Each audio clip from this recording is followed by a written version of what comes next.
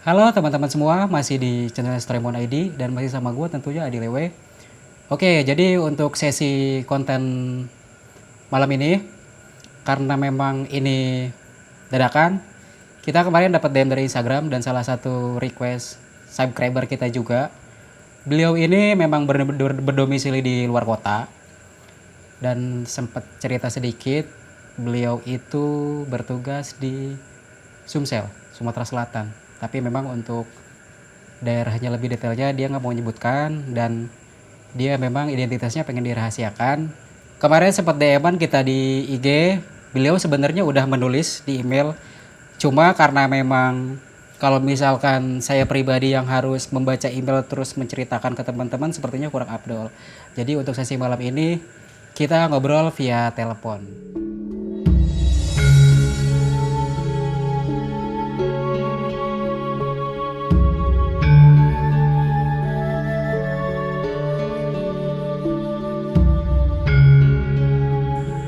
Halo Bang. Halo, Assalamualaikum Bang. Waalaikumsalam. Oke Bang, kita langsung ke poin intinya. Karena memang kita dadakan Bang ya, karena dari kemarin tuh Abang DM di Instagram dan tadinya Abang pengen cerita via email yang mungkin nanti dikirim ke saya. Ya lebih enak kita via telepon begini, jadi penyampaian ke audiens tuh lebih afdol, ya nggak Bang? Mantap. Dan dari Abang sendiri untuk sesi malam ini tuh mau cerita di gunung mana Bang? Jadi aku mau cerita di Gunung Kerinci, Bang. Oh di Gunung Kerinci. Mohon maaf Bang, suaranya coba agak lebih digedein bisa nggak? Oke, Bang, bisa. Nah oke segitu pas Bang. Sudah pas, Bang ya? Oke sudah pas. Oke jadi sebelumnya teman-teman mohon maaf karena memang beliau ini identitasnya pengen dirahasiakan, jadi kita sebut aja namanya Langit Biru. Oke Bang, langsung ke poin intinya. Jadi saya di sini mendengarkan, silakan monggo. Oke, Bang. Ah, Mungkin ini bisa jadi cerita yang cukup panjang, Bang. oh ya nggak Tapi apa-apa Bang. udah aku ringkas sedikit-sedikit lah. Siap. Mungkin pertama aku mau memperkenalkan diri terlebih dahulu. Tapi ini adalah nama samaran. Panggil aja aku Langit. Umur Oke. aku 25 tahun di tahun 2020 ini. Aku adalah seorang dan aku tinggal di salah satu kota di Sumatera Selatan. Aku ingin bercerita tentang kejadian mistis saat naik Gunung Kerinci. Bahkan menurut aku, kejadian ini di tingkat level yang sangat mencekamkan dalam hidup aku. Dan sebelumnya, aku orangnya belum pernah lihat hal-hal yang berbau dengan mistis, Bang. Pertama kalinya dilihatkan satu kompi di demit penunggu Gunung Kerinci. Satu kompi. Satu kompi, Bang. Itu saking banyaknya udah nggak bisa kehitung lagi perasaan aku, Bang. Jadi aku mulai dari sekitar akhir Juni 2019, Oh ya, oke. sekitar tanggal 20-an. Aku bersama senior aku tuh namanya Rido dan dua teman aku, Mome sama Iqbal.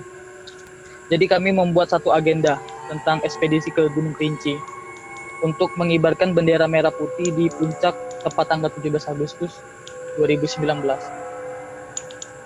Tapi aku tuh udah 2 tahun tidak pernah naik gunung lagi. Terakhir 2017 bulan Agustus di Gunung Semeru.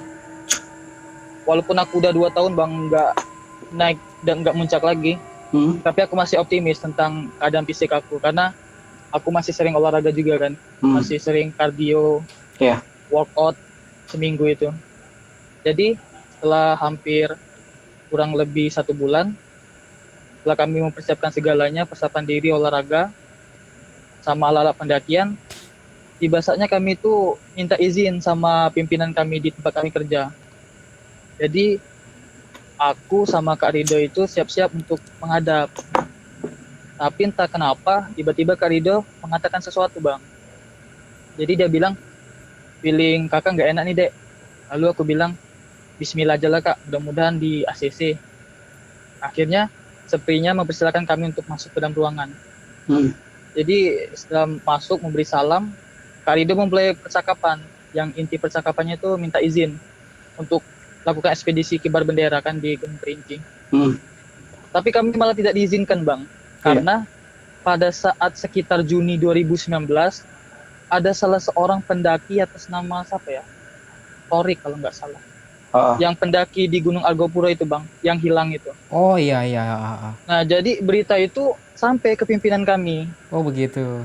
Nah, jadi akhirnya beliau mutlak nggak memperbolehkan kami untuk berangkat kan. Nggak mengizinkan lah ya. Ya, nggak mengizinkan. Jadi malamnya kami ngobrol-ngobrol lagi lah.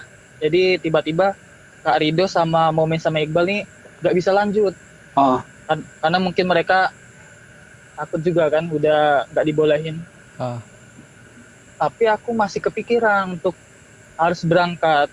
Jadi keesokan harinya itu, karena aku masih kepikiran, aku cari nih Bang, apa namanya, trip-trip di Instagram.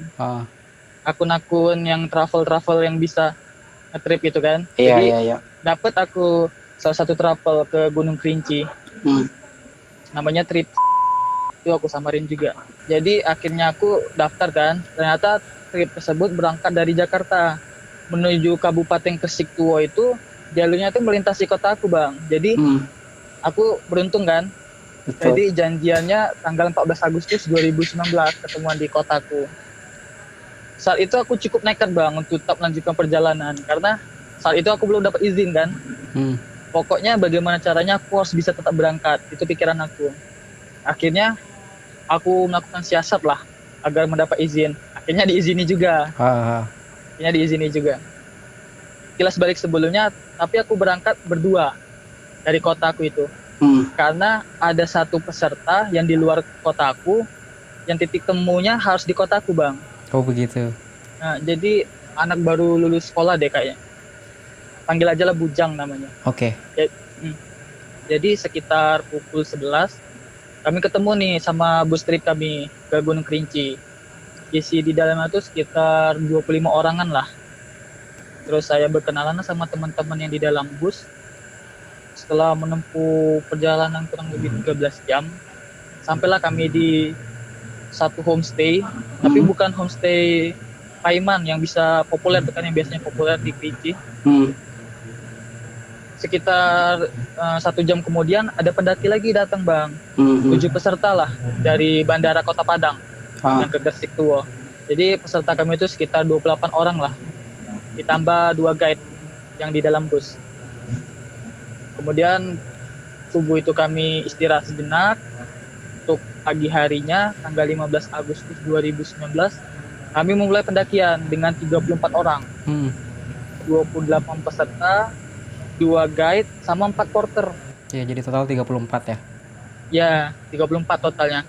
Tapi ternyata jam 9 pagi itu satu guide satu porter udah berangkat duluan Bang. Udah berangkat duluan pagi-pagi untuk buka tenda di shelter 1. Iya. Jadi kami dijadwalkan jam 11 berangkatnya. Jadi rundown singkatnya kayak gini Bang. Oke. Aku berangkat tanggal 14 dari kotaku sampai itu tanggal 15 sekitar jam 3 pagi. Kemudian jam 11 keesokan harinya start di base camp via Gresik Tuo menuju shelter 1, ngecamp di shelter 1. Kemudian jam 1 malam tanggal 16 langsung submit tuh Bang ke puncak. Ke puncaknya. Ya, setelah submit siangnya turun langsung ke base camp pulang kan kayak gitu. Sebenarnya tripnya cukup kejar tayang Bang, tapi ya udahlah kan karena aku nggak ada waktu lebih kan. Jadi setelah semuanya selesai sekitar pukul jam 12. Jam 12 apa tuh Bang? Jam 12 siang. Oh jam 12 siang. Jam 12 siang kami mulai start nih Bang. Jadi aku mulai cerita intinya nih Bang. Jadi Kerinci itu gunungnya beda Bang. Pos-pos sama shelternya. Jadi pintu rimba ke pos 1 dulu, ke pos 2, ke pos 3, shelter 1, shelter 2, shelter 3, terus puncak. Jadi aku sama 31 peserta lainnya tuh mulai pendakian via Gresik Tuo. Setelah foto-foto di titik awal, kami berdoa, kami mulai pendakian. Jadi dari 32 orang itu Bang, paling depan sekali ada guide-nya 1. Disusul beberapa peserta, terus ada porter, pokoknya di belakang sekali tuh ada 1 porter. Iya, tim sweeper namanya. Ya, tim sweeper. Namanya Bang Adi. Itu aku samarkan juga. Hmm. Nah, jadi pada saat itu aku berada posisi pada bagian belakang juga, berdampingan sama dua peserta.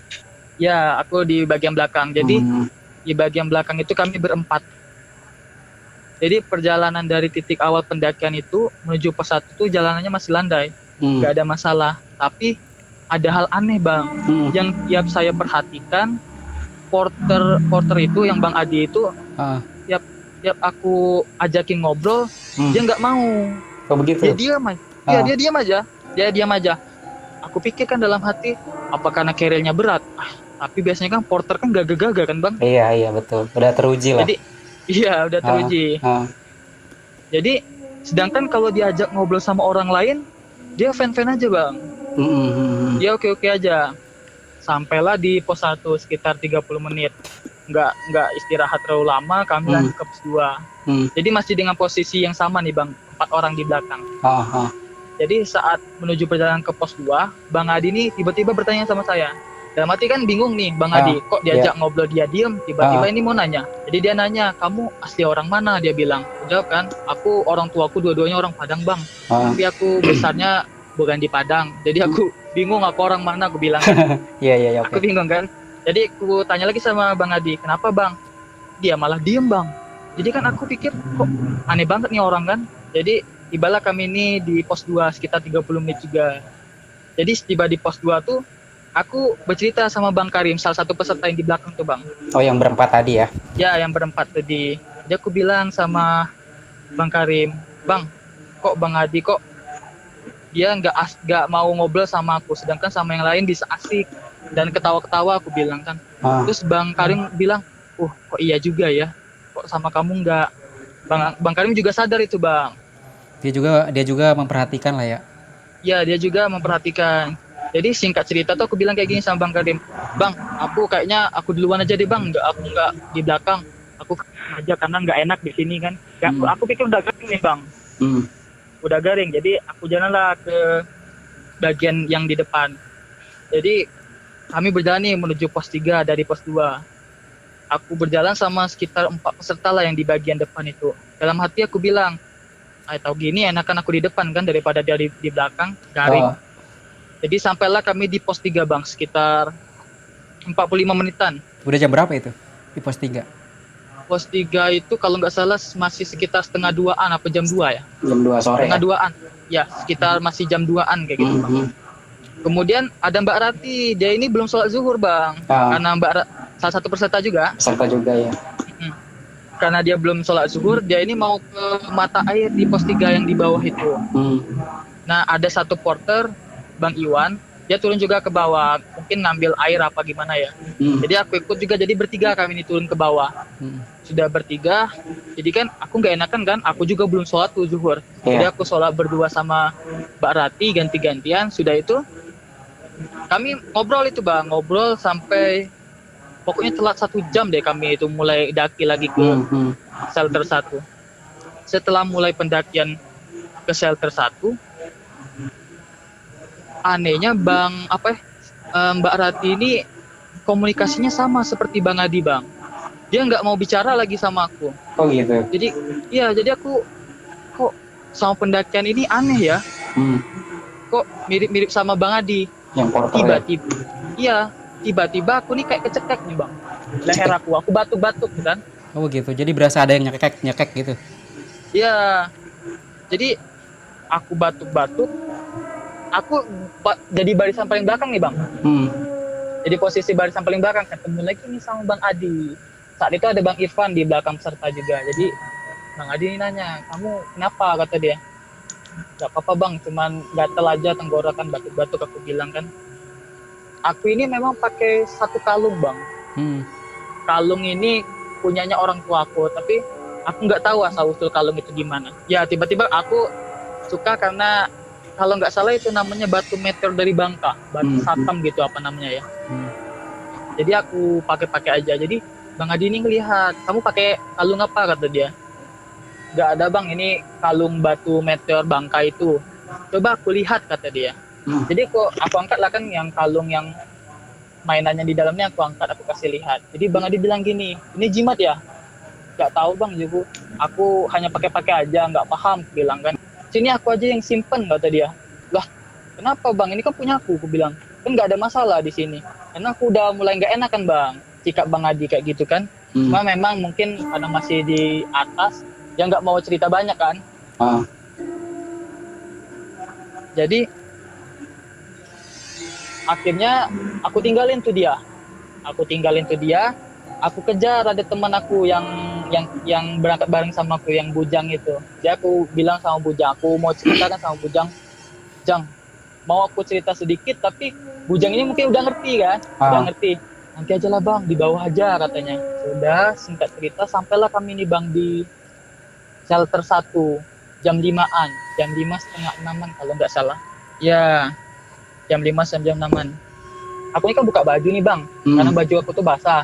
Jadi aku jemur di tenda. Ketika aku jemur di tenda ini, Bang Adi ini ngeliatin aku terus bang. Aku pikir dalam hati, homo apa ini orang kan? Kupikir kan. Aku udah pikir kemana-mana kan.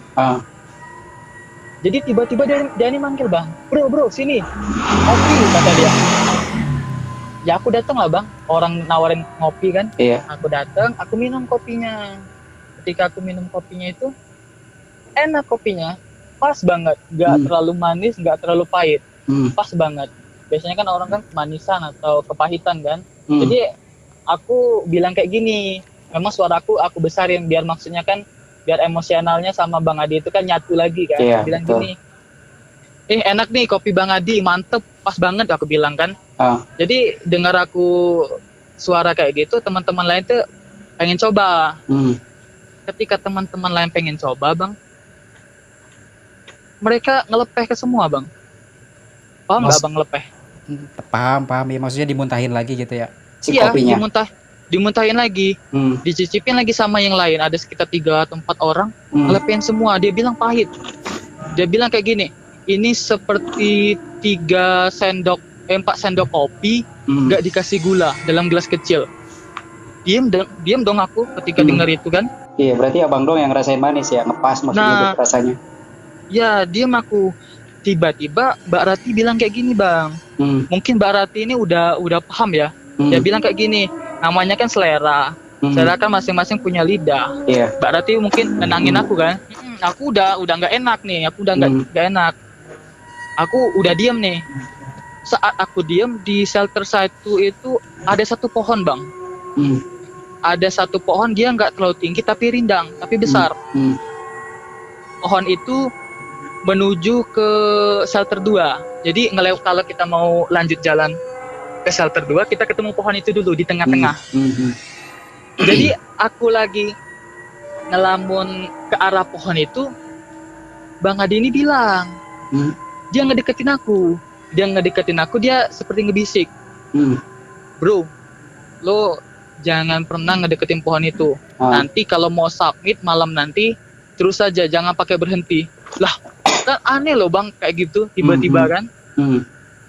Jadi, aduh lah, udah pusing lah aku.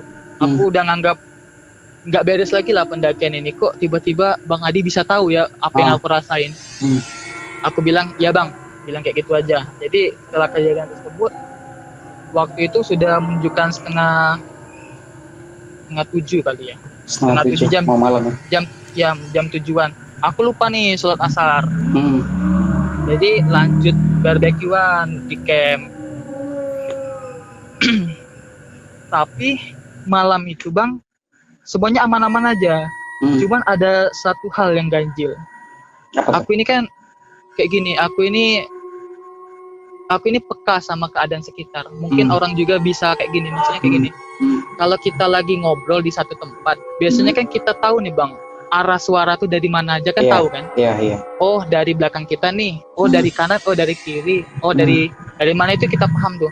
Tapi satu suara itu gak bisa aku deskripsikan, rame kayak pasar.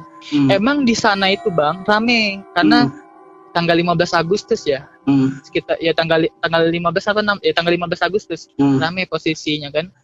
Tapi yang aku percaya itu suara itu ngarah di pohon itu bang, kayak pasar. Jadi aku diam aja lah. Aku asik-asik ngobrol. karena memang jadwal startnya jam 1 malam, kami setelah makan-makan disuruh istirahat jam 9-an. Jadi istirahatlah jam 9. Aku tidur, aku dibangunin jam 12-an, Bang. Dibangunin sendiri. Sama salah satu guide. Sebut saja Bang Abi namanya. Aku dibangunin. Dia bilang kayak gini, "Bang, abang ikut aku bentar dong ke tenda sebentar." Aku masih ngantuk. "Kenapa Bang? Ini udah mulai," aku bilang ya. "Abang ikut aja dulu sebentar." Jadi aku ikut masuk tenda.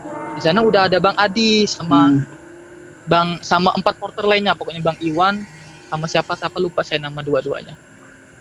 Jadi ngobrol itu kami di sana. Tiba-tiba Bang Adi ini bilang kayak gini, "Bang, kamu masih mau nanjak lagi nggak?" "Lah iyalah, masih mau nanjak. Kamu masih mau submit?" "Masih lah, ngapain aku ikut open trip kalau aku nggak mau sampai puncak." Aku pun bilang gitu kan. Suara aku udah nggak enak sama dia. "Kalau kamu mau tetap nanjak, kalung kamu aku yang pegang," kata dia. Karena aku nggak ada masalah di situ, pegang aja, aku bilang. Aku nggak ada masalah sama kalung ini. Aku bilang jangan sampai hilang, aku bilang. Dia diam aja nih. Jadi kalung itu aku lepas, aku lempar Bang ke Bang Ade itu. Karena ya memang salah siapa, aku mungkin terlalu emosi. Karena aku udah dari awal udah gak enak hati digituin terus sama dia kan. Kayak ngerasa beda itu kan. Tapi mungkin dia nggak mau cerita aja di sana kan. Jadi jam 1 Bang. Jam 1 kami mulai start, makan-makan dan segala macam. Perjalanan yang mulai ada gangguan itu dimulai dari ketika aku pamit. Jadi akunya sengaja Bang untuk ngegas berada di bagian depan. Bersama Bang Abi guide yang di depan. Sekitar ada 8 orang lah. Jadi ketika aku berjalan menuju shelter 2 itu, dari shelter 1, kurang lebih 3-4 jam perjalanan dari jam 1 start. Masih ingat Abang sama pohon yang tadi? Pohon tadi Bang jelas Bang. Padahal itu yang start yang pertama itu kami berdelapan. Tapi jelas banget suaranya Bang. Suara apa tuh? Tapi suara rame kayak pasar. Oh iya. Tapi itu belum aku konfirmasikan sama teman-teman yang lain. Sampai aku turun belum aku konfirmasikan. Karena nggak ada yang ini kan, nggak ada yang akrab kan, maksudnya nggak ada yang pulang sama-sama lagi kan sama mereka kan. Mereka kan udah pulang duluan nanti ceritanya di ujung. Jadi cuma saya doang. Jadi karena aku ingat pesan Bang Adi, aku terus aja Bang. Aku terus aja melewati pohon tersebut. Saking fokusnya tinggallah sisa 4 orang Bang di bagian depan. Bang Abi, aku, sama satu cewek, kami panggil Mami, sama Bang Irfan di bagian depan. Jadi perjalanan dari shelter 1 menuju shelter 2 tuh melewati shelter 2 Bayangan dulu Bang. Ketika di shelter 2 Bayangan itu, tiba-tiba aku muntah. Sebelum sekitar 5 menit lagi sampai shelter 2 Bayangan itu, aku muntah hebat Bang. Padahal saat itu aku nggak terlalu banyak konsumsi air. Cemilan pun nggak terlalu banyak, hanya untuk ngisi-ngisi aja. Tapi yang aku muntahkan tuh banyak Bang. Padahal aku nggak terlalu banyak makan bubur. Muntah semuntah-muntahnya. Jadi Mbak Rati sama si Mami sama Bang Abi ini bilang, "Bang, gimana masih mau lanjut?" Bang Abi udah pusing kan dia, udah ngeliatin aku kayak gitu. "Gak apa-apa Bang, lanjut aja, aku masih oke-oke aja, baru muntah," aku bilang kan. Jalanlah kami sampailah di shelter 2 Bayangan Bang. Saat di shelter 2 Bayangan aku jatuh. Sekitar 10 detik aku di tanah itu. Lama bangkitnya. Jatuh gara-gara apa Bang? Kesandung. Oh kesandung. Aku jatuh. Jatuhnya di tempat tanjakan Bang, tapi masih nanjak, jadi posisi itu miring ya. Iya. Nah jadi lama aku tuh berdirinya, ada sekitar 10 detik sampai Bang Irfan sama Mami ngangkatin aku Bang. Tapi mereka bilang berat. Tapi memang badanku gemuk Bang, sedikit berisi saat itu. Iya. Jadi Dia bilang, kok berat kali badan kamu. Aku udah mulai capek, aku bilang.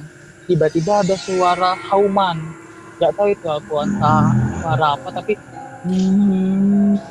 Kayak itu begitu besar suaranya. bang. Iya, kayak panjang bang. Ah, Nah, Bang Abi itu kan berada sedikit di atas dari kami. Dia dengar, dia bilang cepet naik, naik, naik. Jadi kami cepet naik bang. hmm, Jadi sampailah kami itu kami cepetin jalan, sampailah kami di shelter 2 Bayangan.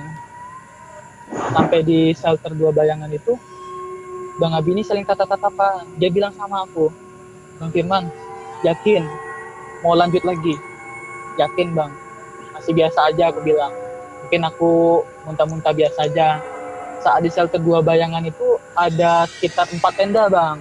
Ada satu tenda yang lampunya masih nyala. Di saat itu aku sudah berpikir di dalam hati, aku kalau seandainya nggak sanggup, aku harus mengingat posisi tenda yang di sini. iya. Jadi sudah aku rekam lah istilahnya itu di ingatan aku. Oh, tenda yang hidup lampunya ada di posisi sini. Jadi ketika sekitar 30 menit nanjak lagi, sampai di shelter 2 Bayangan. Sampai di shelter 2. Hmm, Sampai di shelter 2 itu tiba-tiba badan aku drop bang. Yang beratnya aku udah sesak nafas. Udah nafas aku sudah sedikit. Jadi Bang Abi sama Mami ini udah mulai bingung sama Bang Irfan. Dia bilang, udahlah bang, jangan dilanjutin. Aku bilang, tetaplah lanjut. Akhirnya ketika aku berjalan satu kali lagi, aku jatuh lagi. Salahnya aku bilang anjing lah, bilang kayak gitu. oh, kata Salahnya bahasa kotor lah keluar lah ya. bahasa kotor, anjing lah aku bilang. Jadi singkat cerita, aku bilang kayak gini sama Bang Abi, ya udah Bang Abi sama Mami sama Bang Irfan lanjut aja lah berangkat, aku biar aja di shelter 2. Karena di pikiran aku kan teman-teman yang lain ada bang di belakang. Masih ada. Nanti maksud hati aku kalau ada porter yang naik juga tadi itu kan, aku turunnya sama porter rencanaku. Sama tim sweeper lah ya. Ya sama tim sweeper. Jadi aku ngeyakinin mereka nggak mau kan. Bang Abi bilang biar aku aja lah turun. Nanti aku aja yang nganter kamu. Aku nggak enak kan nih sama mereka yang berdua kan. Mereka kan juga bayar nih bang. Yeah. Itu di pikiran aku. Ya udah nggak usah lah Bang Abi, aman aja lah. Aku juga cowok kan, bisa lah di sini.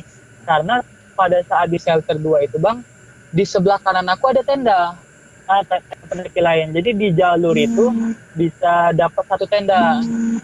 Jadi singkat cerita, Bang Abi itu jalan sama Mami sama Bang Irfan dari shelter 2 ke shelter 3. Karena aku kan sudah searching juga kan, shelter 2 ke shelter 3 itu kan jalurnya tak luar biasa kan.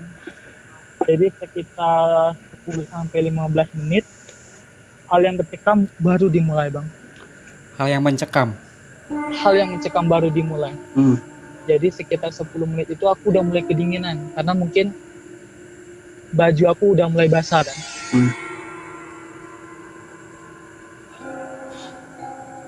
Jadi karena aku udah kedinginan, aku izin masuk nih ke tenda yang pendaki yang lain itu. Jadi aku bilang, bang tolong bang, aku kedinginan. Aku bilang aku nggak tahan lagi. Tapi tenda itu nggak dibuka. sama mereka. Aku nggak sadar ada orang atau enggak. Di pikiran aku kan mungkin nggak ada orangnya submit juga kan pikir. Cuman aku nggak sopan kalau masuk aja kan. Jadi kan ketika aku udah mulai kedinginan tuh aku mau masuk nih ke tendanya, mau izin. Tapi aku nggak enakan kalau masuk aja. Ini nggak dibukain tenda itu bang. Setelah beberapa saat kemudian bang, aku baru tersadar di sekeliling aku banyak sekali makhluk aneh bang. Nah wujudnya ini nggak jelas, maksudnya kayak gini bang, nggak padat. Dia berada di sekeliling aku, ada yang di pohon, ada yang di samping tenda, ada yang di batu, ada yang di tanah, ada yang di pohon. Seandainya dia di pohon, badannya tembus pandang ke pohon bang. Seandainya dia di tanah, tembus pandang ke tanah. Dan nggak kelihatan mukanya. Yang paling menjijikkan, bau amis sama anyir bang. Ditambah hembusan angin itu bang. Mau nangis nggak bisa bang. Itu sumpah gila bang, bener-bener gila. Jadi apa namanya, Itu kan aku sempat lihat sedikit itu. Ah. Ya masih kelihatan, tapi ada satu yang aku fokusin, makanya aku bisa tahu lah bentuknya. Jadi bentuknya itu nggak padat, nggak kayak makhluk hidup, ya sedikit abstrak. Tembus pandang kayak gitu bang. Mukanya nggak kelihatan, ada yang tinggi, ada yang pendek, pokoknya penuh lah di sekeliling. Jadi di pikiran aku hanya ingat tenda di shelter 2 bayangan. Jadi aku mau turun, aku jatuh lagi bang, naas. Jadi itu ada kayak apa namanya ya? Anggaplah kayak yang lobang lah. Jadi aku jatuh. Ketika aku jatuh, naasnya lagi aku nggak bisa berdiri bang. Tapi posisi masih sadar ya? Masih sadar, demi Tuhan aku turun ke shelter 2 bayangan, aku ngesot. Aku ngesot, entah kenapa berat banget badan aku. Jadi aku ngesot turun ke shelter 2 bayangan itu bang, melintasi setiap dedemit yang aku ingat itu. Oh berarti abang nyoba kabur dari area yang maksudnya tadi yang banyak abang ngelihat penampakan ya? Iya benar. Sedangkan pada saat itu aku nggak tahu bang. Sedangkan kalau kita lurus naik sedikit lagi belok ke kiri, itu camp shelter 2 yang besar. Aku nggak tahu, aku turun lagi malah. Karena di pikiran aku ingat shelter 2 bayangan lampunya hidup. Berarti itu orang kupikir kan. Iya. Jadi dengan posisi kedinginan itu bang, dengan ngesot aku turun ke shelter 2 bayangan. Wah. Jadi di demit itu tuh bang, yang pocong lah, yang kayak kuntilanak, dia diem nonton aja, gak bergerak sama sekali, hanya bau amisnya itu bang. Abang suka mancing gak? Kayak bau kotor. Iya, tahu kok bau amis kayak gimana ya. Nah itu lebih parah lagi. Iya, jadi aku ngesot itu 2 kali aku muntah. Seakan perut yang udah gak ada isinya dipaksa muntah bang. Turunlah aku sampai di shelter 2 bayangan. Aku masuk salah satu tenda. Aku nggak mau izin lagi lah. Aku masuk aja lah. Udah nggak bener lagi lah. Kupikirkan aku masuk. Yang anehnya bang, biasanya kan kalau tenda yang ditinggalin itu ada sisa-sisa kehidupan. Keril lah, SB lah, apalah kayak tempat masak lah, nggak ada. Jadi aku berusaha untuk tidur aja lah. Aku tidur. Nggak bisa tidur karena aku memang udah kedinginan. Tiba-tiba aku ngedengar suara rame. Aku sempat takut kan. Mau keluar lagi, aku bilang aku di sini, aku game over. Aku keluar dari tenda, aku lihat keadaan sekitar aku, nggak ada orang. Yang lebih mengejutkannya lagi bang, tenda itu geser sekitar 4 meter dari aku. Padahal aku udah nggak ada tenaga lagi. Keluar, nggak ada beberapa langkah. Aku tuh di teras tenda bang, di luar teras tenda. Oh, di luar teras tenda. Karena kan keluar di luar teras, aku pikir suara rame itu kan rombongan aku bang. Ya aku pikir nggak terlalu jauh lah kan sama rombongan yang di belakang. Jadi aku coba ingat-ingat, perasaan tenda yang hidupnya lampu ini bukan yang di sini. Bukan di sini. Jadi aku berjalan sedikit lagi bang. Aku lihat masih ada tenda yang berlampu. Jadi aku goyang-goyangin tenda tersebut, bang, tolong bang, aku bilang kan. Akhirnya keluar bang, 4 sekawan. Aku lupa nama-namanya. Tapi yang aku ingat satu. Aku boleh sebut nama aslinya, namanya Bang Andre. Salah satu asli Gunung Kerinci di kota Sungai Penuh. Jadi aku masuk ke dalam tenda tersebut, aku nggak mau cerita macam-macam. Aku bilang, bang tolong bang, aku udah mulai kedinginan bang, aku kena gejala hipo nih kayaknya. Aku bilang kan, buka baju bang, buka baju. Dia bilang kayak gitu. Buka baju, aku dibantu mereka. Dibuka baju semua, ditaruh salempas, diganti baju baru bang, baju mereka. Sudah diganti baju baru mereka, dimasukin SB 4 lapis. Ingat aku ada temannya yang nindi aku 1, mungkin biar tambah hangat kali ya. Iya. Jadi singkat cerita aku ketiduran bang. Aku ketiduran. Menuju aku mau tidur tuh aku udah bersumpah aku nggak mau lagi naik Kerinci, aku nggak mau lagi naik gunung. Aku lah udah bilang kayak gitu kan dalam hati. Karena aku udah stres itu bang, udah. Kelewat aku itu mencekam luar biasa. Jadi tidur nggak sadar, bangun aku jam 9 jam 8 pagi. Bangun jam 8 jam 9 pagi itu apa namanya? Itu udah bugar, udah sehat. Jadi aku keluar tenda, aku ketemu sama 5 orang lagi ngobrol-ngobrol di sebelah tenda, nggak jauh dari tempat aku buat tadi itu bang. Jadi aku para teman-teman baru waktu itu kan. Jadi nama 4 kawan yang tadi itu bang, aku hanya ingat satu yang Bang Andri tadi yang asli Kerinci tadi. Iya.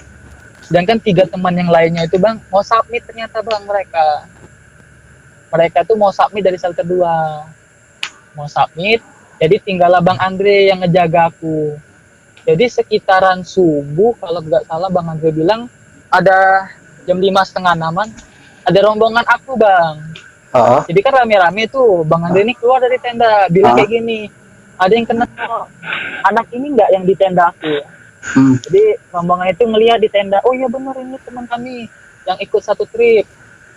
Ya dia turun bang dari atas kata Bang Andre, kedinginan katanya nggak kuat.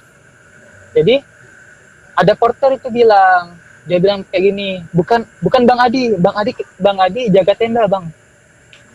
Bang Adi sama satu porter jaga tenda di bawah. Jadi yang berangkat 2 porter sama 1 guide, 3. Jadi kalau nggak salah Bang Wagito lah kita anggap ya.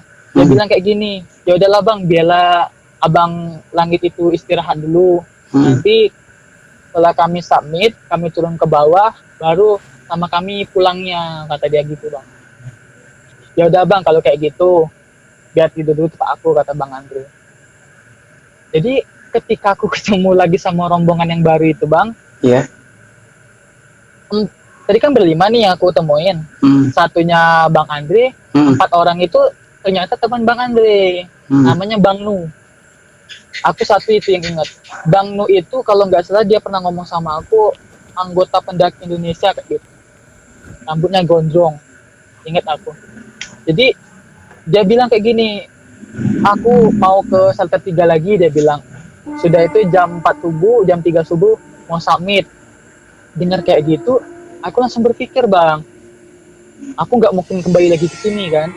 Kalau nggak sekarang kapan lagi? Aku nekat mau ikut bang. Ikut summit juga maksudnya? Iya masih mau nekat ikut. Makanya dibilang sama Bang Andre, abang yakin nanti teman abang kebingungan nyari abang. Aku yakin bang, paling ketemu nanti di atas. Jadi singkat ceritanya aku izin nih sama Bang Nu.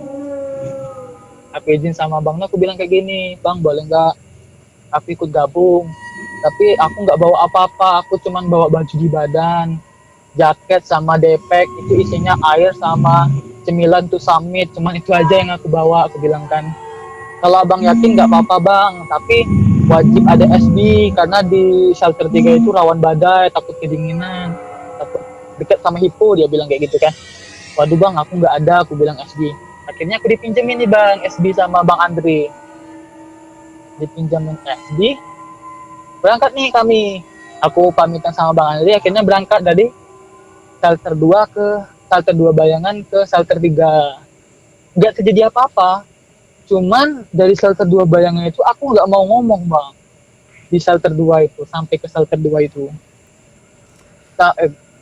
Jadi dari shelter 2 Bayangan itu aku nggak mau ngomong-ngomong. Aku diem aja ngelewati shelter 2. Sampai lewat shelter 2 menuju shelter 3. Itu kan treknya jadi tambah gila tuh. 65 derajat. Mungkin abang udah pernah ya kali. Jadi tambah terjal lah ya. Iya, akarnya di mana-mana. Nggak terjadi apa-apa. Oke-oke aja bang. Oke-oke aja, aman. Sampai di shelter 3. Sampai di shelter 3 ternyata aku ketemu sama porter aku tuh bang. Dia lagi masakin air segala macem kan. Untuk yang nunggu teman-teman yang submit kan. Ketemu, ngobrol sama dia.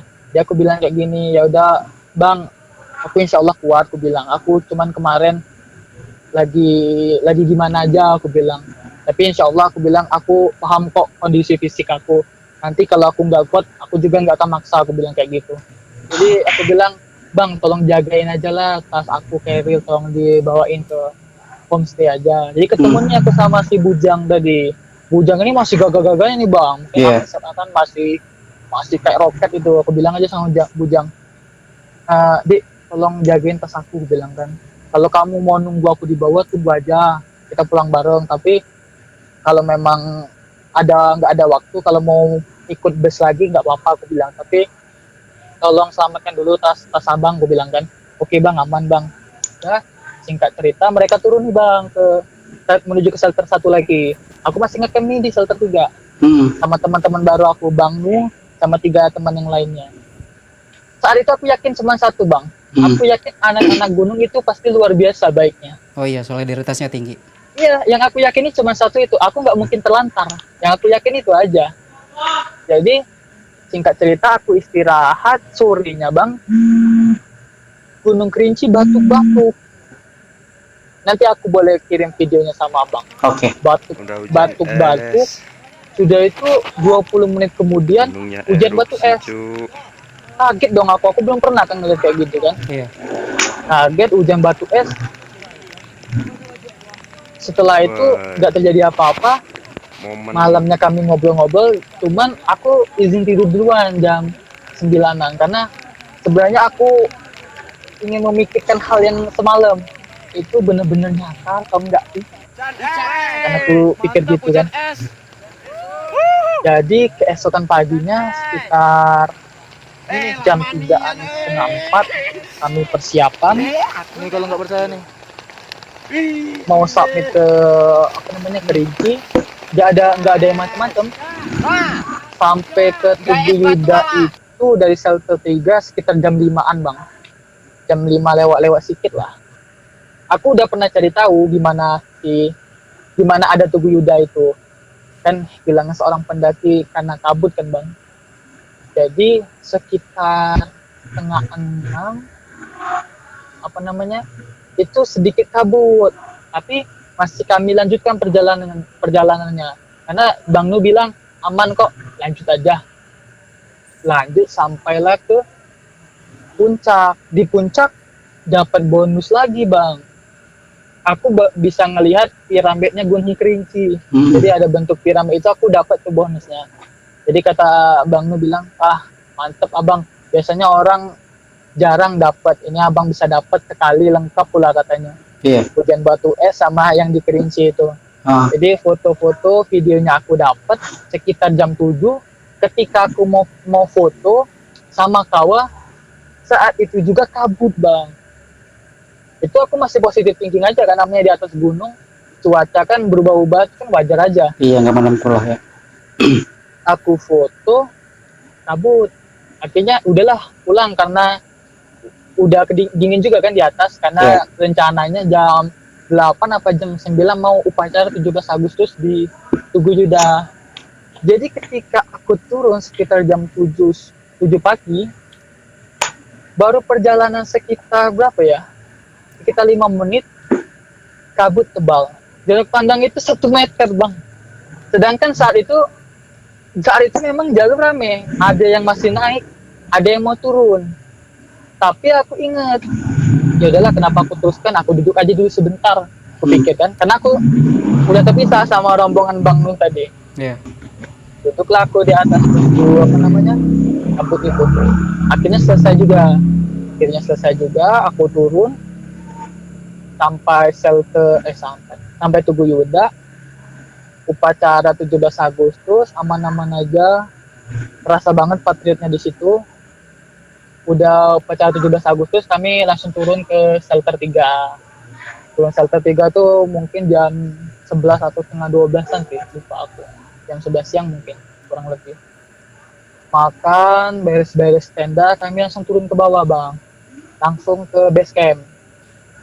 Sekitar start jam 12. Jadi ketika turun dari shelter 3 menuju shelter 2 itu, aku satu kata-kata pun nggak mau ngomong Bang. Hanya diam aja. Karena itu setelah sampai di base camp, aku ditanya sama Bang Nu itu, kok Bang Langit nggak mau ngomong waktu dari shelter 3 sampai shelter 2. Jadi singkat cerita, saat di shelter 3 sampai shelter 2 tuh aku nggak mau ngomong sama sekali. Sampai di shelter 2 bayangan aku baru ngomong. Aku bilang kayak gini sama Bang Nu, Bang nanti aku ceritain apa yang aku alamin, tapi di bawah aja, aku bilang. Kami berlima turun ke bawah, kira-kira sampai di shelter 1, ada satu teman, kami kan berlima nih, teman Abang Nu, mau istirahat tepat dekat pohon di shelter 1. Waduh, masuk akal lagi ini kupikirkan. Sampai aku bilang kayak gini, Bang, jangan di sini Bang, terus aja dulu Bang. Mereka pengen break. bang jangan bang, jangan terus saja bang. Ada bang, aku mau di sini katanya. Udahlah bang, kalau abang mau di situ aku terus saja bang ya. Ketemuan di pos 3 kita ya. Nanti aja lah bang, aku ceritain. Mereka di shelter 1 tuh bang, istirahat di dekat pohon itu, karena di sekeliling itu juga ada ada tenda sebenarnya. Jadi aku ngegas duluan tuh sampai ke pos 3. Ya aku lewatin aja semua bang. Aku memang udah niatin dalam hati gak mau berhenti di shelter 2, apalagi shelter 1 dekat pohon itu. Sudah itu turun aku di pos 3, aku tunggu tuh rombongan mereka. Aku ingat itu sekitar asar itu kalau nggak salah udah masuk asar. Aku ingat, aku kemarin sholat deh zuhur di sini. Sholat lagi lah, aku bilang aku udah mulai takutan tuh kan bang. Iya. Aku sholat nunggu mereka, asar udah selesai. Rombongan mereka dateng, bilang bang, ayo bang istirahat lagi bang di sini bang, kita itu kan ada apa namanya, ada kantin itu apa sih namanya di gunung, warung ya? Iya, warung. Warung. Ayo bang makan dulu, aku bilang kayak gitu kan, aku juga nggak enak kan sama mereka kan. Ayo bang makan dulu aku biar mereka senang lagi kan. Sudah makan kami turun nih sampai ke pintu rimba, udah aman itu, nggak ada sama sekali, nggak ada macam-macam. Cuman memang aku nggak banyak bicara lagi sampai keluar pintu rimba. Ternyata Bang Adi udah nungguin aku bang, luar biasa bang. Ternyata orang ini baik tuh sebenarnya. Sebenarnya orang ini baik, dasaran aku aja lah kan. Aku datang, kenapa aku bisa bilang baik? Ketika aku datang, aku tuh sadar mata dia tuh berkaca-kaca. Tapi dia sambil ketawa. Dia peluk aku, ya aku peluk juga lah. Iya bang, makasih bang. Dia bisikin aku, gimana bang perjalanannya, mantep nggak? Mantep bang, aku bilang nanti lah bang, aku ceritain bang. Ada kejadian luar biasa. Udah paham kan bang? Bang Adi itu bilang kayak gitu. Udah paham bang. Tiba-tiba Bang Adi ngeluari di saku celananya itu ngeluari sesuatu. Ternyata itu kalung aku. Oh gitu. Ternyata kalung aku. Dikasihkannya lah sama aku. Jadi singkat cerita, aku berpisah nih bang sama teman-teman aku. Teman-teman aku yang tadi yang Abang Nu itu. Jadi aku masih nginap semalam lagi di homestay tempat aku kemarin yang nginap. Ternyata si Bujang nungguin aku juga di sana. Jadi aku sama Bang Adi setelah itu cerita serius bang soal pendakian aku itu. Jadi keesokannya tanggal 18 kami pulang bang ke kotaku. Jadi sudah beraktivitas seperti biasa lah. Tanggal 18 malam udah sampai. Jadi tanggal 19 tuh sudah beraktivitas seperti biasa. Tapi bang, tanggal 19 Agustus 2020 ini mengejutkan aku sangat bang. Aku nggak tahu ini kebetulan apa enggak. Aku nggak tahu ini ada sangkut paut sama aku atau enggak. Hanya saja mungkin aku menyangkut-nyangkutkan. Cuman terasa ganjil, terasa gimana. Cuman kasihan juga kalau aku sebut di sini. Tapi nanti boleh abang sensor namanya. Ada satu pendaki kalau nggak salah asal dari Sumatera Utara. Apa sih namanya? Meninggal di Gunung Kerinci. Tanggal 19 Agustus di pertengahan shelter 3, shelter 2. Luar biasa bang. Wah. Waduh gila aku pikir. Aku sampai ngelihatnya itu, aku dapat chatan dari Bang Nu. Ternyata Bang Nu itu dia evakuasi korban yang meninggal itu bang. Nanti boleh deh aku kirimin sama abang. Yang korban yang meninggal tanggal 19 Agustus 2019. Itu kalau abang searching di Google itu ada itu bang. Waduh bang, luar biasa. Maksud aku tuh sebegitu mengerikannya sih. Iya, sebanyak-banyak aku naik gunung sepanjang hidupku 25 tahun. Makanya itu aku bilang mencekamkan. Ini sungguh mencekamkan bang. Luar biasa. Jadi gini bang, aku cerita sedikit lagi. Asal punya usul pemicu aku diganggu itu, ketika aku ngobrol sama Bang Adi, itu adalah aku memakai kalung yang kata Bang Adi itu jimat lah. Itu dedemit di sana itu terasa terganggu bang sama kalung tersebut. Sedangkan aku nggak paham betul sama kalung itu. Yang aku anggap kalung itu just seni, hanya seni lah. Ya aksesoris. Dulunya itu cincin bang. Jadi itu bentuk batu Aku ingatnya batu meteor Bangka, apa itu namanya? Kalau di Bangka tuh Satam apa? Satan ya. Aku nggak tahu ternyata apa itu. Ada isinya betulan apa nggak tahu. Cuman hanya kadang-kadang aku tuh berpikir kayak gini, ini nyata apa enggak? Tapi kadang-kadang kok cerita aku bisa nyambung sama Bang Adi. Itu sih yang aku berpikir kayaknya memang bener nyata sih kayak gitu, Bang. Jadi aku itu kan pakai kalung itu. Jadi kata Bang Adi, itu yang memikat semua dedemit yang keluar, dan mereka tuh terasa terganggu. Jadi kenapa Bang Adi selalu diam? Jahat itu tidak mau aku ajak ngobrol karena Bang Adi dari awal pendakian sudah ngerasa hal aneh Bang sama aku. Iya. Dan parahnya ketika mulai masuk pintu rimba, Bang Adi tuh ngelihat satu persatu macam-macam demit seperti terpusat ke aku, Bang. Oh begitu. Jadi aku tuh kayak matahari, istilahnya dikelilingi oleh Iya. dedemit kerinci itu. Udah jadi pusat perhatian lah ya. Nah itu. Jadi Bang Adi bilang satu, yang paling menyeramkan yang dia lihat itu ada bentuk makhluk yang kakinya lebar tapi kepalanya sebesar buah apel malang warna hijau itu, Bang. Sebesar itu. Itu sangat menyeramkan, makanya Bang Adi bilang ketika mau ngobrol ngelihat itu makanya dia diam. Tapi aku bilang kayak gini sama Bang Adi, Bang, aku bilang aku mengalami kejadian luar biasa, Bang. Misal kedua, memang salahku juga karena aku nyeletuk kotor. Jadi di sel kedua aku bilang aku melihat macam-macam dedemit yang abang bilang itu. Tapi aku nggak ada yang ngelihat yang kaki lebar kepala kecil itu, Bang. Yang aku lihat kayak aku nggak paham itu entah gundurwo, entah pocong. Pokoknya putih, tembus pandang, badannya kegelantung, diem, bau amis, anyir, suara geram. Iya, suara geram itu nggak berhenti. Nggak ada, Bang, yang ketawa. Nggak ada yang kayak gitu. Suara seperti itu suaranya. Jadi aku bilang kayak gitu sama Bang Adi. Jadi Bang Adi bilang kayak gini. Kan Bang Adi ini tinggal nih di apa namanya? Di shelter 1, jaga barang. Iya. Dia itu ketika kami berangkat, dia juga mengalami kejadian mistis. Karena megang kalung aku itu, kata dia. Di tenda itu dia juga diganggu ceritanya. Jadi setelah kejadian itu alhamdulillahnya aku masih selamat lah.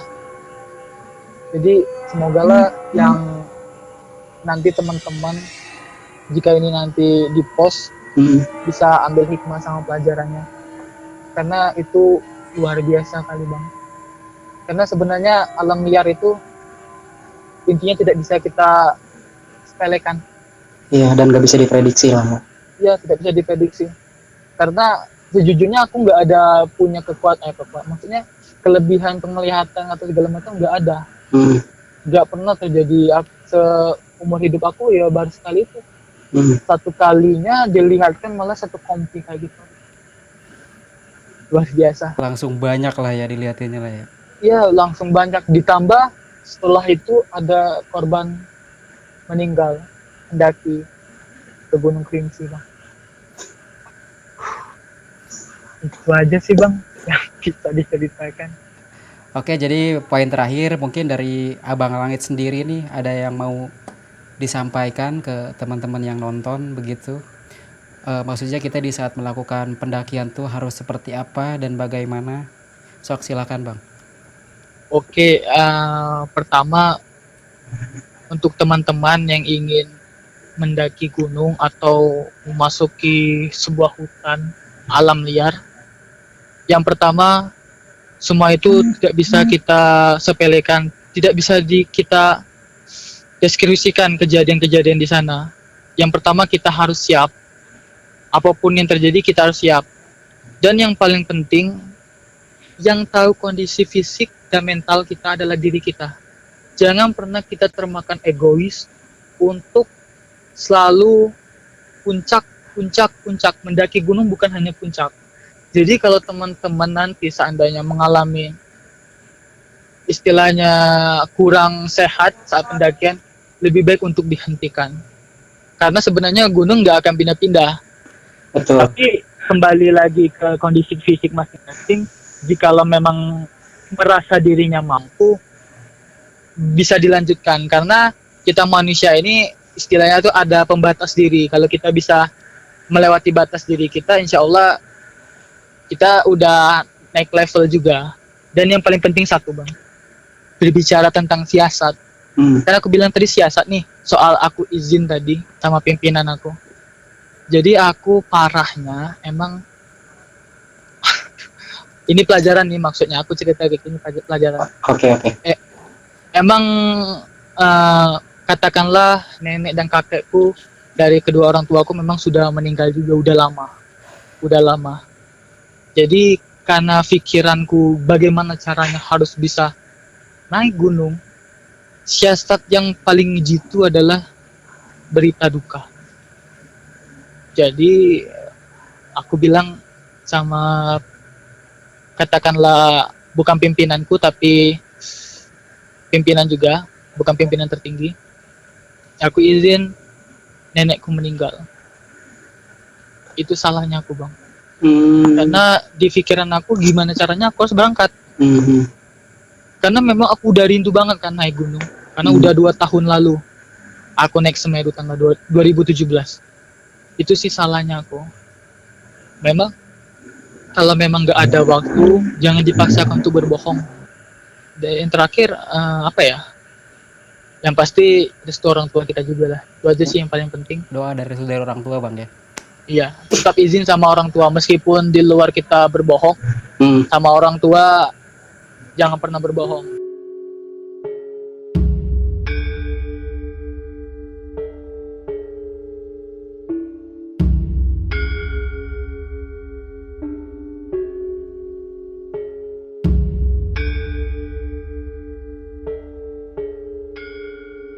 Buat teman-teman semua, segitu aja ceritanya untuk sesi kali ini dengan narasumber kita Bang Langit. Dan jangan lupa acungkan jempol ke atas, subscribe dan komentar dan share ke teman-teman kalian ya. Gua Dilewe, hatur nuhun, Kevin Rocket.